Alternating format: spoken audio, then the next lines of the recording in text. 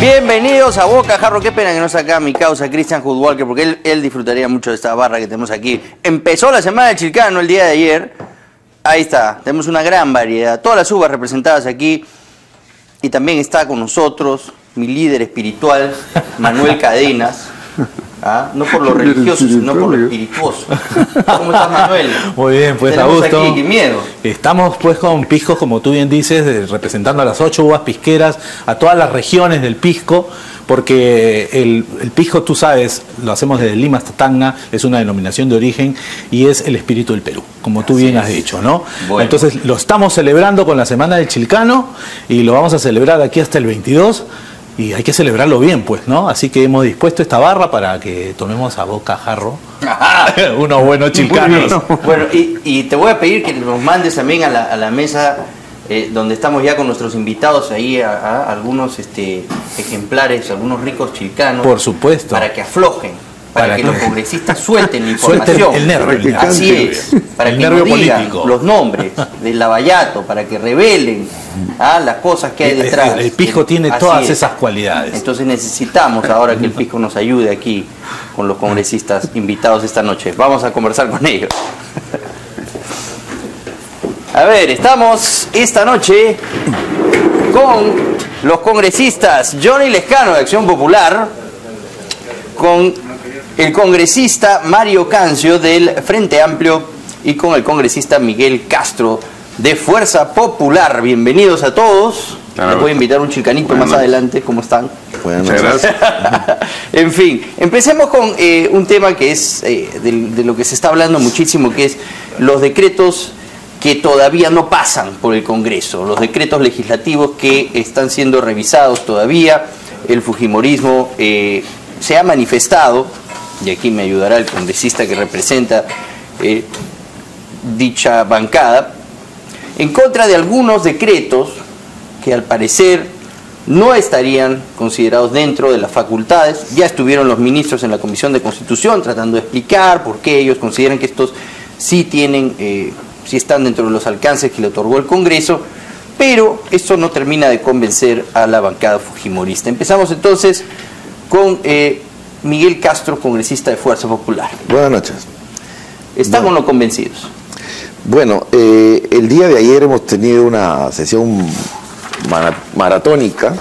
Hemos estado desde las 9 de la mañana hasta las 10 de la noche por una presentación donde los ministros han ido de alguna manera a exponer los decretos legislativos para que la Comisión de Constitución, también los miembros integrantes y además congresistas que no son miembros integrantes puedan absolver los ministros a las inquietudes que teníamos muchos los congresistas. De hecho, existe un grupo especial que está verificando o de alguna manera analizando la constitucionalidad o si se ha excedido en las facultades delegadas el Ejecutivo. Este grupo especial aún no emite un pronunciamiento final. Tengo entendido que van al 30% del trabajo de análisis.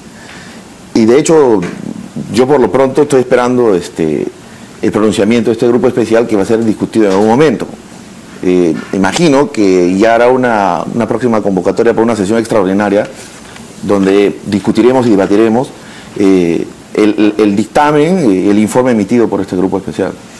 Algunos reparos, la disposición de que el INEN depende del Ministerio de Salud y demás temas en torno al sector salud. No estaba facultado para hacer nada en temas de salud el Ejecutivo, en este caso, en esta petición que se hizo.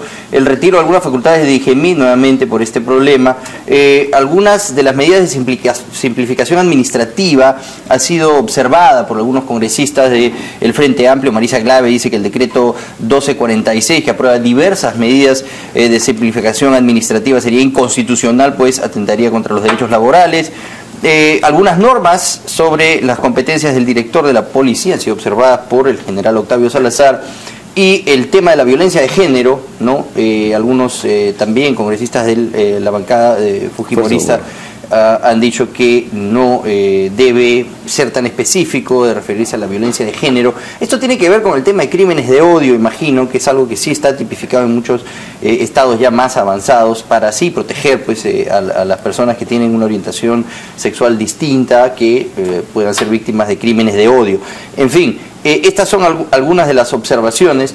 Congresista Castro, ¿ustedes cómo lo toman desde su bancada? Cancio. Ah, perdón, Cancio. Me estoy confundiendo. Todavía no tomó el... Sí, ya está haciendo efecto.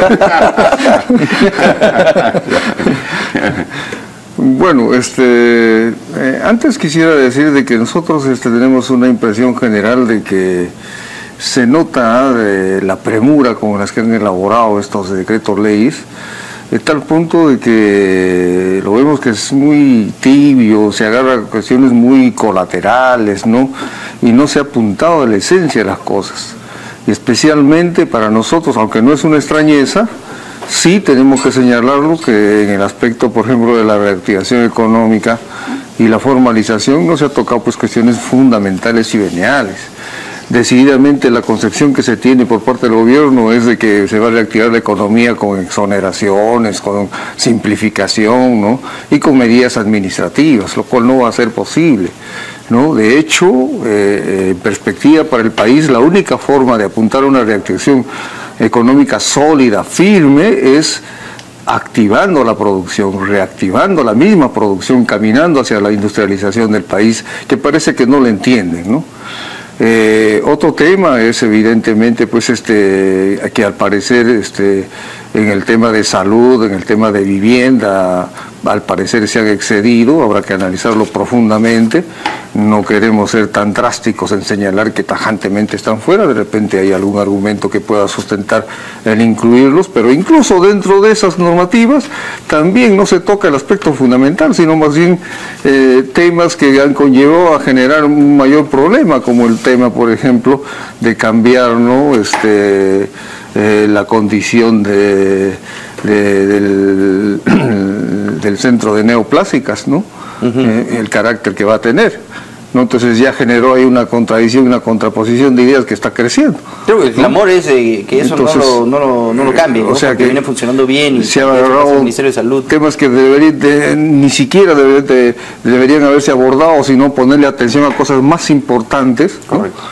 De otro lado, en el tema de seguridad también se han desarrollado algunas cosas que de repente por ahí pienso que hay algunas positivas, ¿no? Que se podrían considerar, pero me parece que se podría haber profundizado mucho más. Pero lo más grave que yo veo que es que en el tema de corrupción casi no se ha avanzado nada. Bueno, ya vamos a abordar vuelta, ¿no?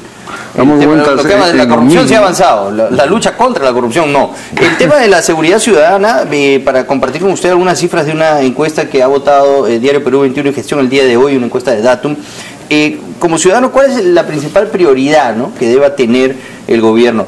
Solucionar la inseguridad ciudadana, 43%, ¿no? ¿Cuál cree que es la principal prioridad del gobierno? Y solo un 29% piensa que esa es la prioridad. Es decir, el gran problema que tiene que resolver el gobierno es el de la seguridad, pero no todos están convencidos que ese sea, digamos, el enfoque principal que tiene este gobierno, sino más bien el de la reactivación de la economía. Congresista Lescano. Bueno, nosotros hemos revisado la bancada de Acción Popular varios decretos legislativos que ya ha emitido el gobierno, obviamente que están ya en vigencia y que eso no quita la posibilidad que el Congreso revise la constitucionalidad o no. O sea, la revisión es para ver si son constitucionales o no son constitucionales. Hay cosas positivas, qué duda cabe, que le alivian la vida a los peruanos, facilitan los trámites, por ejemplo, que el DNI aún vencido pueda seguir siendo utilizado para hacer los contratos que tienen que hacer los ciudadanos, o que los viejitos no vayan a hacer pues y presentar su certificado de sobrevivencia para cobrar sus bajísimas pensiones, ¿no es cierto? Eso, por ejemplo, le ayuda al ciudadano a vivir mejor, pero claro que se pudo hacer mucho más, y el día de ayer nosotros por eso desde Acción Popular hemos dicho, oiga, está bien, al Estado hay que convertirlo en un ente que pueda servir mejor a la población, pero también a las corporaciones, a las grandes transnacionales, por ejemplo, un clamor generalizado son los intereses usureros de las tarjetas de crédito. Y creo que si se les ha dado facilidades, por ejemplo, para que entren nuevos bancos a operar en el Perú, hay un decreto legislativo sobre el particular, también se les debió poner ciertas obligaciones y no permitir los abusos que se cometen, por ejemplo, en estas entidades bancarias. Entonces hay cosas que se debió hacer o se puede hacer y no se ha hecho, ¿no es cierto? Y creo que ahí hay un asunto pendiente. En segundo lugar, vemos algunos decretos legislativos que son, sí, notoriamente inconstitucionales. Por ejemplo, este que dispone que el serenazgo se cobre con el recibo de luz. Tú tienes un contrato como usuario y lo suscribes el contrato con la empresa. Y ese contrato, conforme al artículo 62 de la Constitución, tú no lo puedes modificar. Pero a través de un decreto legislativo el gobierno ha dicho que junto con el recibo de luz se cobran serenazgo. Serenazgo que he visto que, bueno, por la información que sale y por la forma como opera, llegan cuando ya el ladrón se ha ido y se ha entrado a la casa y no hay un servicio eficiente. Pero se está modificando un contrato cuando la Constitución dice que los contratos no se pueden modificar. Otra cosa que nos preocupa muchísimo para la seguridad jurídica del país es que se ha dispuesto que toda la manera de meternos en los recibos de luz las cosas, ¿no? Bueno, a pesar de que ya el servicio es caro, porque los montos de luz se han incrementado bastante. Claro, pero hay que pagar la coima de Odebrecht, ahora hay que pagar el serenazgo, ¿qué más hay que pagar?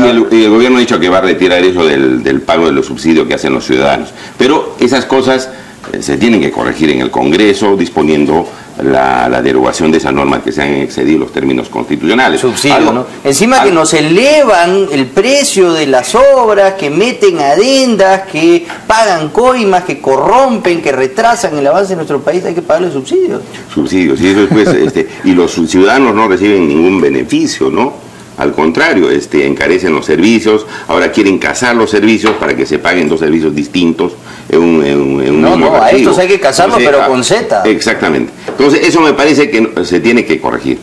Algo muy peligroso es que el gobierno ha dispuesto a través de un decreto legislativo que todas las normas distintas a una ley, es decir, los reglamentos que van contenidos en decretos supremos, resoluciones ministeriales, resoluciones dictatoriales, todas ellas que se publican en el diario y que rigen a partir del día siguiente, sean revisados por una comisión del Ejecutivo para ver si rigen o no rigen. Y eso es inconstitucional, porque si tú publicas una norma en el diario oficial peruano, sea ley o no sea ley, rige a partir del día siguiente, no tiene por qué revisarse. Imagínate cómo va a funcionar el país con dispositivos que tienen que pasar por una comisión para que los revisen, y si pasan, solamente tendrían una vigencia de 3 meses. Estaríamos en asco a los ciudadanos a decir, oye, ¿este decreto va a seguir rigiendo? ¿O qué va a pasar con mi negocio? ¿O qué va a pasar con mi situación? ¿O qué va a pasar con mi derecho? Eso es clarísimamente inconstitucional. Norma que se publique en el diario al día siguiente rige de manera indefinida, salvo que sea modificada por otra norma de la misma jerarquía. Entonces yo creo que esto tiene que ser corregido. O aquella norma que evita que una institución se defienda de resoluciones que han sido ilegalmente dictadas por entidades del Estado. Y te pongo un ejemplo que ayer se lo puse al primer ministro. El Indecopi, a través de la Comisión de Barreras Burocráticas, le ha perdonado a la empresa telefónica, por efectos del pago del canon radioeléctrico, cerca de 300 millones de soles para que no le pague el Estado. Canon radioeléctrico, por el uso del espacio donde van las ondas de los teléfonos, y de eso ganan mucho dinero. Han dicho que no paguen.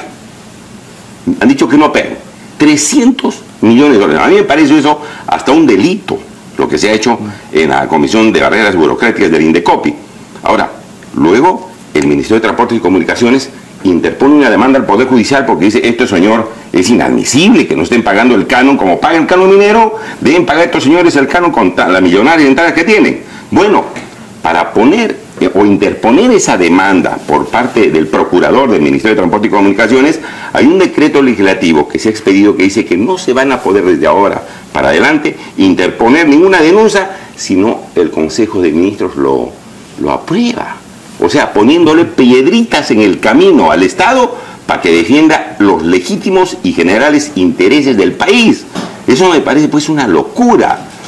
Es facilitarle a los ladrones que sigan robando de esta manera injustificada y deteriorando los intereses que tiene el país. Eso me parece que, y por eso le dije al primer ministro, oiga señor, nosotros le hemos dado los decretos legislativos a que sean emitidos por el gobierno, que no sean emitidos ni por la CONFIEP, ni por la FIN, ni por las corporaciones. Nosotros no nos hemos delegado a estas instituciones para que dicten estos decretos legislativos, y parece que algunos los han dictado ellos y no el gobierno. Entonces, como verás, hay temas centrales, hay decretos legislativos claramente ilegales, no diría ilegales, sino inconstitucionales, que tienen que ser corregidos en el Congreso para evitar daños al país.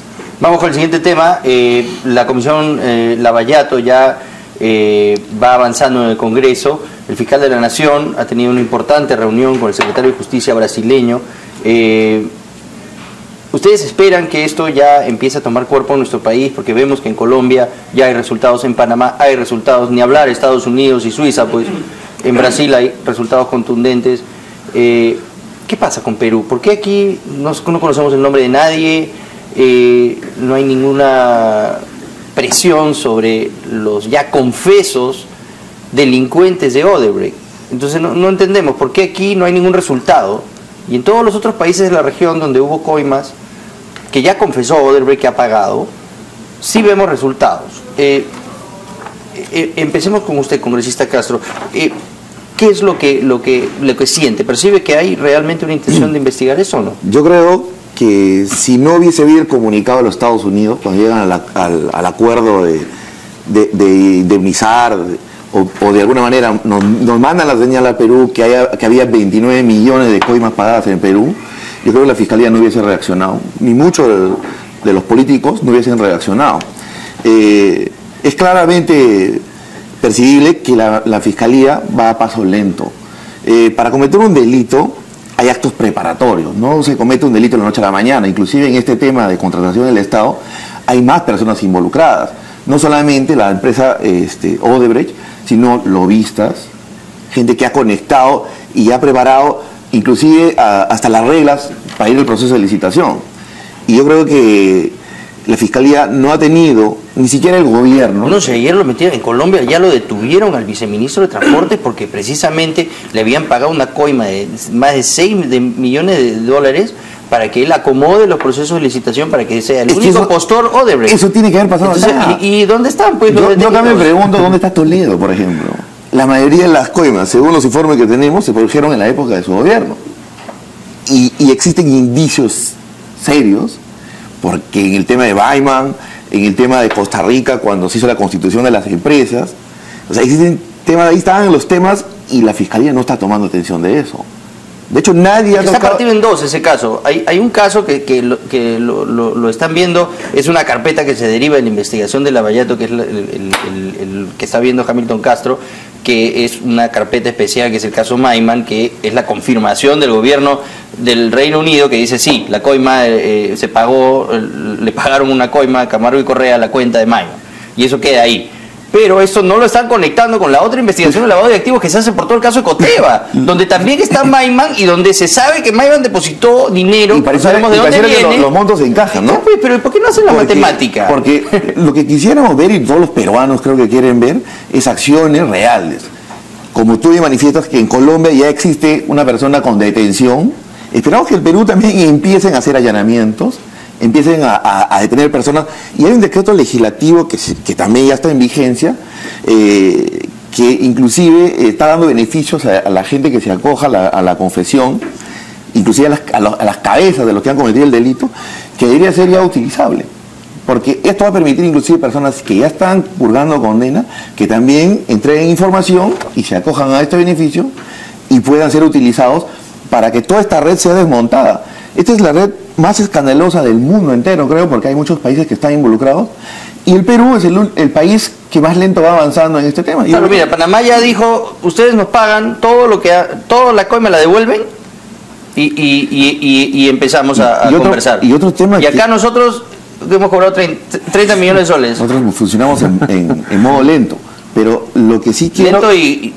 pero otra cosa que tenemos que también poner como punto de discusión por la Fiscalía y la Comisión, es que también existen otras empresas peruanas involucradas en este tema. Claro, todas las empresas consorciadas, hay que investigarlas, ¿o no? Granja y Montero está pasando. ¿Se van a investigar, piola, ¿no? ¿Se van a investigar estas empresas? Pero deberían, o sea, evidentemente, por eso es que decía, cuando cometes un delito hay actos preparatorios y se involucran a varias personas naturales o jurídicas. Entonces, para que tú llegues a una conclusión final, tú tienes que agarrar todo el esquema, toda la estructura. Si las empresas consorciadas han sido partícipes de las utilidades, evidentemente también han sido partícipes. Parece lógico, ¿no? De toda la inversión. O sea, la inversión implica, además, los actos de corrupción, la coima. Entonces, ya deberían estar citando, la Fiscalía sobre todo, que es la que hace la labor de investigación en materia penal. Yo creo que las partes, todos lo sabemos. Ustedes como periodistas, nosotros como congresistas y el pueblo peruano tiene identificado claramente quién está involucrado en toda esta estructura. A ver, vamos a compartir las impresiones de la gente en esta última encuesta de Datum. La mayoría cree que sí estuvieron involucrados en el caso Odebrecht. ¿Cree usted que estuvo o no estuvo involucrado en los casos de soborno pagados por la empresa Odebrecht? Alan García, sí, 90%, no 4%, no sabe, no contesta 6%.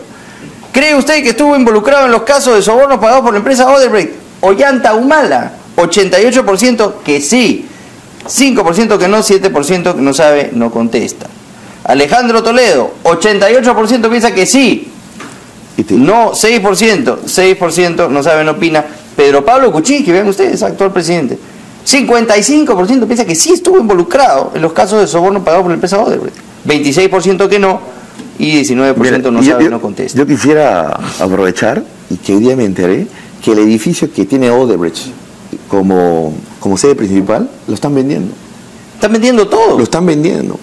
Y de hecho la Fiscalía no ha dispuesto a través de un ya vendieron Rutas de Lima, por ejemplo. Y ahora con todo eso, lío del peaje, se quiere presionar y ya no se puede, porque ahora es Brookfield, ahora ya no es Odebrecht. Entonces, ¿qué está haciendo el Estado para proteger sus intereses? Y los 30 millones de soles que ha arreglado termina siendo nada. Termina siendo un insulto. Sí, eso claro, es lo que termina siendo. por supuesto. Congresista, sobre estos actos de corrupción. Bueno, el primer aspecto que yo podría señalar es que el caso Odebrecht ha develado pues la tremenda incapacidad que tiene el Estado para poder responder ante la corrupción, ¿no? Esto no es de ahora, esto viene desde muy atrás. Incluso los mismos antecedentes han demostrado pues de que ya es una norma el diezmo, hace mucho tiempo. Pero nos preguntamos dónde estaban los organismos supervisores que tiene el Estado, dónde estaba la Contraloría, dónde está la Defensoría del Pueblo, dónde está la Fiscalía para poder determinar estos actos de corrupción que han pasado libremente. Ahora, no es la única empresa que está metida en corrupción, sin duda, hay otras empresas, ¿no? Y entonces no sabemos nada absolutamente, todos han pasado por agua caliente. Eso es algo gravísimo, ¿no? En esas condiciones no podemos ni siquiera, creo, dar un tingote a ningún corrupto. Sí. Otro aspecto que quería... 54% teme que investigación quedará en nada, según esta última encuesta. 54% piensa que la investigación va a quedar en nada. O sea, la gente no cree ya en la justicia en nuestro país. Bueno, el asunto es ese, ¿no? Se han iniciado las investigaciones, el hecho es concreto, ya no tenemos que probar que haya delito, ¿no? Ellos han dicho, ya se han declarado ahí con pisos y con besos, sí. Ya no hay nada que determinar ahí, tampoco sobre los montos, ¿no? Porque ya con estimaciones ya más o menos ya se ha estimado cuánto dinero se han llevado, ¿no? Entonces lo que necesitamos ahora es nombres, tú lo has dicho bien, necesitamos nombres, ¿quiénes son pues? ¿No? Aquí lo que necesitamos es quiénes son los delincuentes, quiénes son los corruptos. Ya, usted cometió un delito, ok, perfecto, ¿a quién le pagó?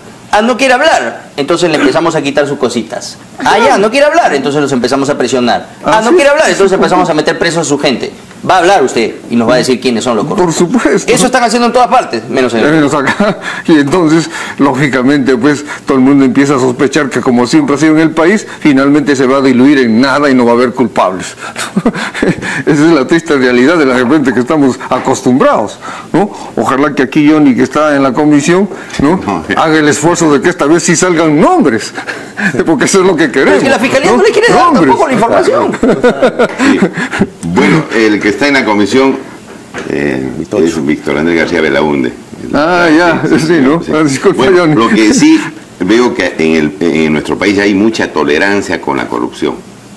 Este asunto no ha comenzado con la reinstalación, yo diría, de la Comisión Lavallato en el Congreso.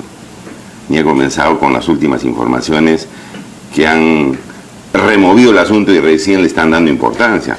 Esto viene desde más de un año acá en el Perú, y ni la Fiscalía ni la Comisión del Congreso pudo llegar a captar a los corruptos.